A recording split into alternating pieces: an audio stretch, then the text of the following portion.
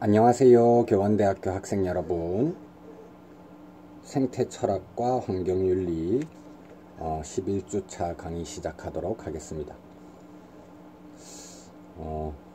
원래대로라면 화요일 정도에 제가 강의를 청남사이버에 탑재해 드려야 되는데 제가 컨디션 문제로 조금 이렇게 늦게 탑재해 드려서 죄송하다는 말씀을 드리겠습니다.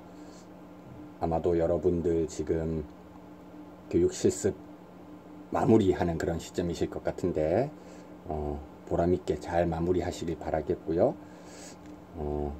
조금 제가 강의를 늦게 제작하고 있는 관계로 최대한 빨리 업로드 해드리기 위해서 저 공강시간 활용해서 이렇게 찍고 있고요.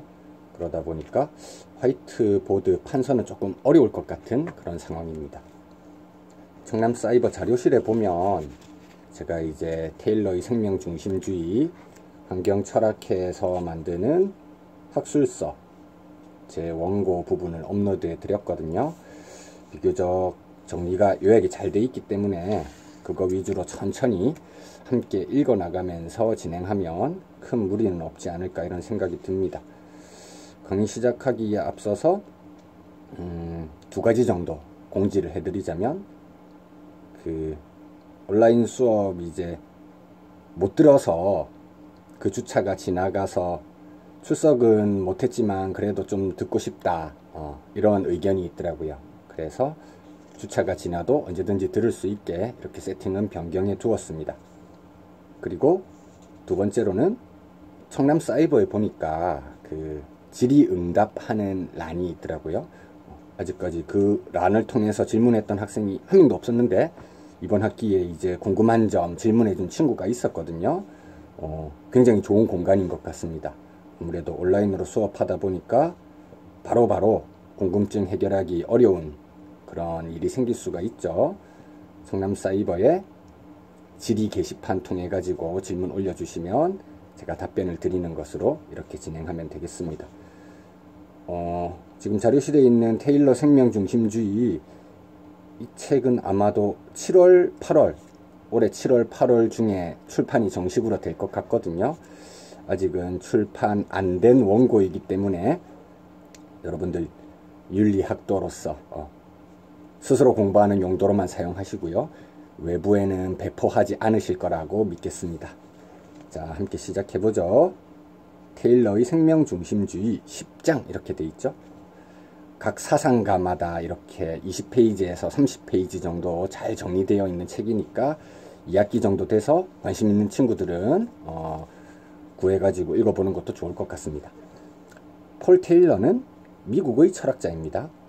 프리스턴 대학에서 학사와 박사 학위를 받았고 뉴욕 시립대학교 브루클린 칼리지에서 40년 동안 교수로 재직하면서 철학을 가르쳤습니다. 매우 젊은 나이에 교수가 되었다. 이걸 알 수 있는 부분이네요. 그는 환경윤리 분야에서 가장 잘 알려진 철학자 중에 한 명입니다. 데일 제임스는 테일러의 저서 자연에 대한 존중 25주년 기념판 서문에서 1986년 이 책의 첫 출판을 지적 해방감을 주는 사건으로 묘사하고 있습니다. 이 25주년 기념판이 지금 한국에서 정식으로 번역이 됐거든요. 그래서 테일러 내용에 대한 자세한 내용까지 충분히 시험에 나올 수 있는 그런 여건이 마련되어 있다. 여러분들 환경윤리 공부하실 때 테일러 부분에 조금 더 중점을 맞출 필요가 있다. 이거 체크해 두어야 할 부분이겠죠. 당시 환경윤리는 정체성을 찾아나가는 비교적 새로운 분야였습니다. 인간 중심주의적 시각에 대부분의 사람들이 매몰되어 있었기 때문이죠. 거기서 벗어나서 탈인간 중심주의로 나아가는 첫 단계는 동물 중심주의겠죠. 그래서 동물 중심주의 사상가들이 나옵니다.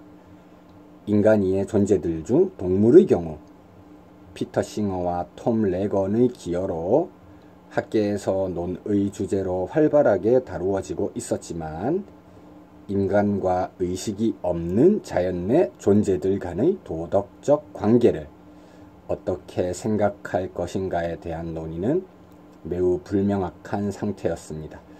의식이 없는 자연 내 존재들, 식물을 포함한 생명체까지 도덕적 고려의 범위를 넓히려고 한다는 걸 알 수 있는 부분이죠. 이런 상황에서 테일러는 신중한 추론과 정교한 설명을 통해서 환경윤리를 진지한 학문적 탐구의 주제로 올려놓은 것으로 평가되고 있습니다. 그 다음 이제 문장이 테일러 주장의 핵심이라고 할 수 있겠죠. 그의 주장을 간결하게 요약하면 생명 중심적 관점을 받아들이는 것이 합리적이고 그런 관점이 자연 존중의 태도의 바탕이고 그 태도를 지지하며 만약 도덕적 행위자가 생명 중심적 관점을 받아들이고 그와 함께 자연 존중의 태도를 가진다면 그들을 안내할 윤리적 기준과 규범의 체계가 존재한다는 것입니다. 뒤에도 나오게 되겠지만 테일러는 모든 생명체가 목적론적 삶의 중심이라고 이야기하죠. 이건 단순한 사실의 문제입니다. 지금 테일러가 쓴 다른 대표저서에 규범적 사고, 윤리학의 기본 원리가 있다 이렇게 하는데 윤리학의 기본 원리, 저희 때는 임용 필독서였거든요. 어떤지 모르겠네요 지금은. 이론 윤리학 분야에서도 탁월한 성과를 낸 사람이기 때문에 목적론적 삶의 중심이라는 단순한 생물학적 사실의 문제에서 그런 생명체들을 도덕적으로 존중해야 된다는 규범의 차원으로 바로 이행하는 것에는 문제가 있다는 걸 테일러는 알았던 것이죠. 자연주의적 오류가 떠오르는 대목인데요. 그래서 목적론적 삶의 중심, 이 사실에 더해서 생명 중심적 관점, 여기에 더해서 자연 존중의 태도, 관점과 태도, 이것을 디딤돌로 삼아서 최종적으로 윤리적 기준과 규범으로 나아간다. 자연주의적 오류를 어떻게든 피해보기 위해서 그 가운데 두 가지를 더 넣은 것이죠. 생명 중심적 관점과 자연 존중의 태도.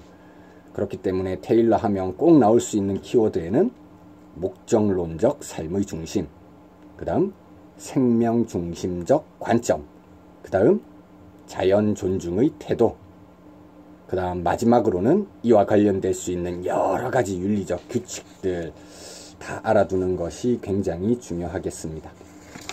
그 다음으로 넘어갑니다. 테일러 생명 중심주의의 배경이라고 되어 있죠.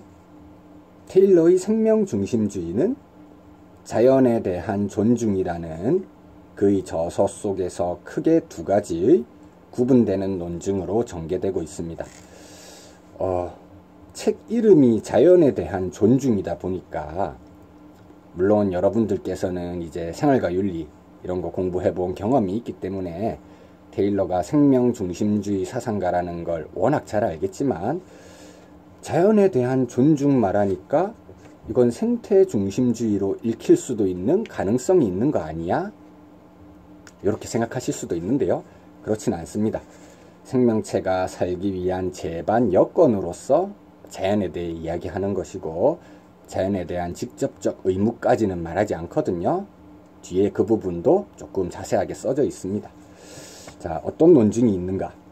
첫 번째, 인간 중심주의 이론과의 비교 아래 생명 중심주의 이론이 펼치고 있는 규범적인 주장이 과연 옳은지 그른지에 대해 살펴보는 이론적 과제와 관련되는 것입니다.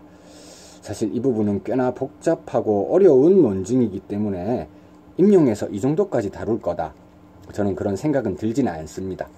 하지만 테일러가 여러 가지 도덕적 규칙이라든지 의무를 말하게 되는 배경 지식으로서 알아두면 좋겠다, 이런 차원에서 함께 읽어나갈 겁니다.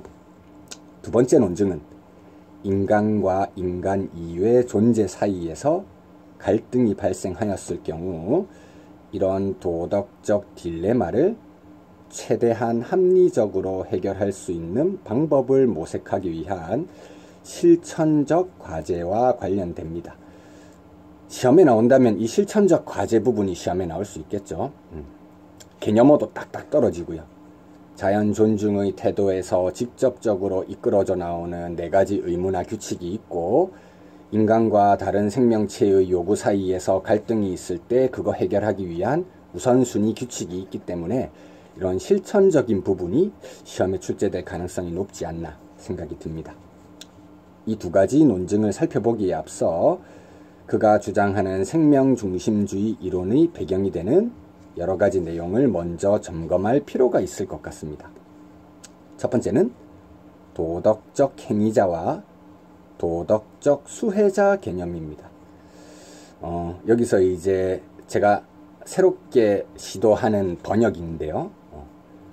도덕적 행위자, 모럴 에이전트라고 되어 있고, 도덕적 수혜자, 모럴 서브젝트라고 되어 있습니다.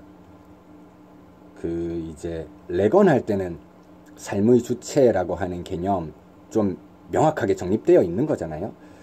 근데 테일러에서 이 모럴 서브젝트를 어떻게 번역할까는 굉장히 좀 논란의 여지가 있는 부분인 것 같습니다. 실제 예전에 이제 생활과 윤리 처음 생기고 이제 교육과정이 좀 새로 생긴 교과이다 보니까 사람들이 어떻게 서술해야 되는지 조금 혼란스러워 하던 와중에 한 출판사에서 테일러 부분에 이 모럴 서브젝트를 도덕적 주체로 해석을 했거든요. 서브젝트에 사실 주체라고 하는 그런 의미가 담겨 있으니까요. 그냥 직역을 해버린 거죠. 근데 그렇게 하면 도덕적 행위자와 둘 사이, 도덕적 주체 사이 구분이 거의 되지 않죠. 한국어로 번역된 표현만 보면 2가지가 거의 같은 의미를 가지는 것 같습니다. 우리가 일반적으로 도덕적 주체라고 표현하면 도덕적 행위 주체의 의미를 내포하고 있기 때문에 이 번역어에는 문제가 있지 않나. 그래서 아마 그 출판사에 공식적인 이의 제기를 했던 어떤 독자가 있었던 것 같고요. 그래서 그 이후에 도덕적 주체라는 직역한 번역어는 잘 쓰지 않는 것 같습니다. 그래서 그 번역어를 대체할 수 있을 만한 테일러의 본 뜻을 가장 잘 담을 수 있는 번역어는 뭐가 있을까 고민을 하다가 도덕적 수혜자, 도덕적 행위자는 아니지만 도덕적 지위, 도덕적 고려 대상 안에 포함되기 때문에 고려를 받을 수 있을 만한 존재들, 그런 의미에서 수혜자라는 말을 쓴 겁니다. 실제로 이제 이 부분이 레건이 쓰는 모랄 페이션트, 도덕 수동자, 도덕 무능력자, 여기서 영향을 많이 받았다고 테일러가 이야기하고 있거든요. 그렇게 볼 때도 도덕적 수혜자라는 번역이 조금 더 적절하지 않을까, 이런 생각이 듭니다. 자, 이 2가지 개념에 유의하는 것이 굉장히 중요한데요. 과연 어떤 존재가 도덕적 행위자인지에 대해서는 2 이론의 견해가 일치하고 있죠.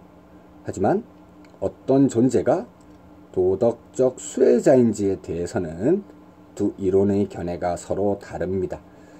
인간 중심주의는 당연히 인간만이 도덕적 행위자이자 도덕적 수혜자이다, 이렇게 말하게 되겠죠. 도덕적 행위자와 도덕적 수혜자의 개념 규벌은 다음 글에서 비교적 간명하게 드러나고 있습니다.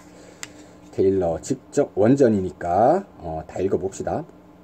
먼저 주목해야 할 것은 도덕적 행위자인 인간이 동시에 도덕적 수혜자일 수 있다는 점입니다.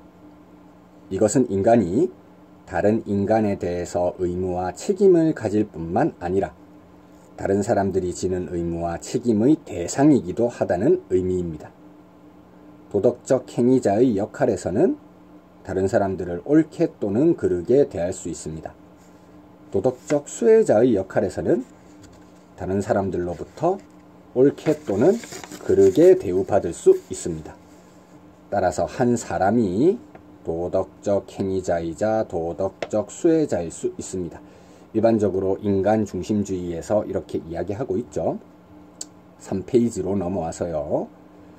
인간 중심주의 이론이든 생명 중심주의 이론이든 기본적으로 2 입장은 모두 도덕적 행위자가 도덕적 내지 비도덕적으로 행동할 수 있고 자신의 행동에 대해 책임을 지는 능력이 있는 존재라고 보고 있습니다.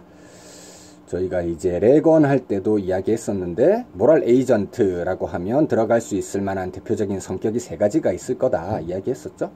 당연히 도덕성 있을 것이고요. 그 다음 자율성, 마지막으로 책임성. 이게 다 있어야지 도덕적 행위자가 된다는 겁니다. 이걸 조금 더 자세하고 세부적으로 이제 테일러가 이야기하고 있는데요.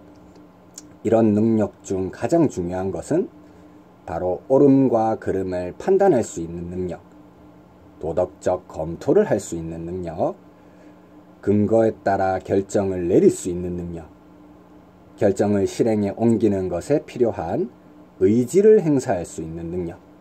이건 아마 오토노미, 자율적인 의지와 관련이 되겠죠. 실행에 실패했을 경우 다른 사람들에게 답변할 수 있는 능력 등입니다. 이거는 책임과 관련될 수 있는 부분이겠죠.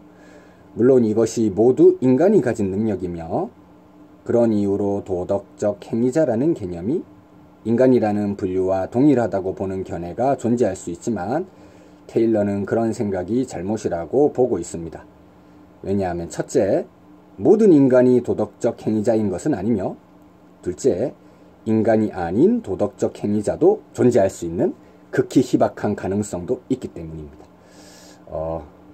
무리를 이루어서 생활하는 이제 그 레건 방식으로 이야기하면 고등 포유 동물들, 이런 동물들 행동하는 거 보면 그 집단 무리 속에서 낮은 수준이긴 하지만 이타적인 그런 성향의 행위를 보이는 거 우리가 관찰할 수 있거든요. 그런 측면에서 넓게 보았을 때 도덕적으로 해석할 여지가 있다는 걸 열어두는 겁니다. 그 다음 단락. 도덕적 행위자라는 개념에 비추어 볼 때 도덕적 수혜자라는 개념은 그 범위가 더 넓습니다. 그 다음 문장이 좀 중요하겠죠. 모든 도덕적 행위자는 도덕적 수혜자이지만 도덕적 수혜자 모두가 도덕적 행위자인 것은 아닙니다. 굉장히 중요한 대목이죠. 이것은 도덕적 수혜자가 도덕적 행위자의 능력을 가지지 않음에도 불구하고 도덕적 행위자가 가지는 의무의 대상이라는 지위를 지니기 때문입니다. 도덕적 행위 주체가 아니라도 모럴 스테이터스, 도덕적 지위는 가질 수 있다. 이게 중요한 테일러의 지적이죠. 도덕적 수혜자는 옳게 또는 그르게 대우받을 수 있고 도덕적 행위자가 의무와 책임을 지는 대상인 존재로 정의됩니다. 도덕적 수혜자는 해치거나 이롭게 할 수 있는 어떤 실체여야만 합니다. 그리고 이제 테일러의 생명 중심주의적인 면모가 4페이지부터 드러날 텐데요. 이런 실체에는 모든 생명체가 포함됩니다. 왜 생태 중심주의자가 아닌가? 뒤에서 설명이 되겠죠. 그러나 무생물 자체는 도덕적 수혜자가 아니고요. 테일러 입장에서 그들은 고유의 선을 지니지 않으므로 옳게 혹은 그르게 대우할 수 없습니다. 무생물은 목적론적 삶의 중심이 아니기 때문이죠. 다만 무생물 자체가 도덕적 수혜자가 아님에도 불구하고 도덕적 행위자는 도덕적 수혜자에 대한 의무를 다하기 위해 도덕적 수혜자의 생존이 달려있는 무생물을 특정한 방식으로 다루어야 할 의무를 가질 수는 있습니다. 칸트 방식으로 이야기하자면 무생물이나 자연 생태계에 대한 직접적 의무는 없지만 간접적 의무는 가진다고 말할 수 있다. 이렇게 이해하면 좀 간명한 이해가 될 수 있겠죠. 예를 들어서 강 자체에 대한 의무는 없지만 그 속에 사는 생물들에 대한 의무로 인해서 강을 오염시키지 않아야 할 의무가 발생할 수 있는 겁니다.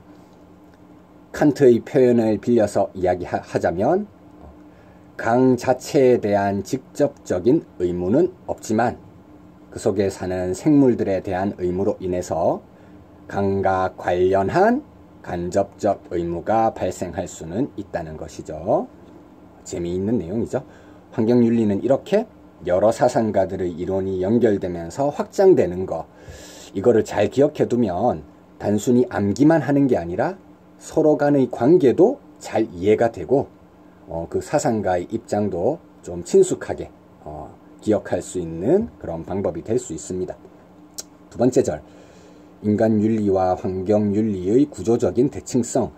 구조 측면에서는 유사한데 강조하는 측면에서는 조금 다를 수 있다. 여기 환경윤리라고 적혀 있는 건 테일러가 말하는 환경윤리는 생명중심주의적 환경윤리를 지칭하는 겁니다. 테일러는 어떤 규칙 내지 기준이 유효한 규범적 윤리 체계 내에 포함되기 위해 충족해야만 하는 조건을 형식 조건과 내용 조건의 두 가지로 구분하고 있습니다.